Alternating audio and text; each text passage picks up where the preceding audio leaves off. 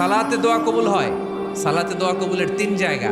একটা হচ্ছে তাকবীরে তাহরিমার পরে আমরা সানা পড়ি না, আমরা তো একটা পড়ি, আল্লাহর হাবিব সুন্নাহ এবং নফল নামাজে আরো পড়তেন সানা, ওই দোয়া কবুল হয়। দুই নম্বর জায়গা সালাতে সেজদায় পড়ে দোয়া করলে কবুল হয়।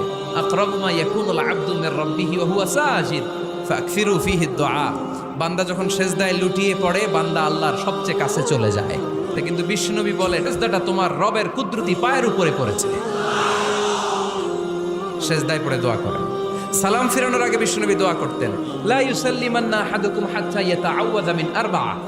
আল্লাহর হাবিব বললেন, চার জিনিস থেকে পানাহ না আছে আমার কোন উম্মত যেন সালাম না ফিরায়। তারা যেন পড়ে, আল্লাহুম্মা ইন্নী আউযু বিকা মিন আযাবিল কবর, আউযু বিকা মিন আযাবি জাহান্নাম, আউযু বিকা মিন ফিতনাতিল মাহইয়া ওয়াল মামাত, আউযু বিকা মিন ফিতনাতিল মাসিহিদ দাজ্জাল। আল্লাহ কবরের আযাব থেকে বাঁচাও, আল্লাহ জাহান্নামের আগুন থেকে বাঁচাও, আল্লাহ জীবন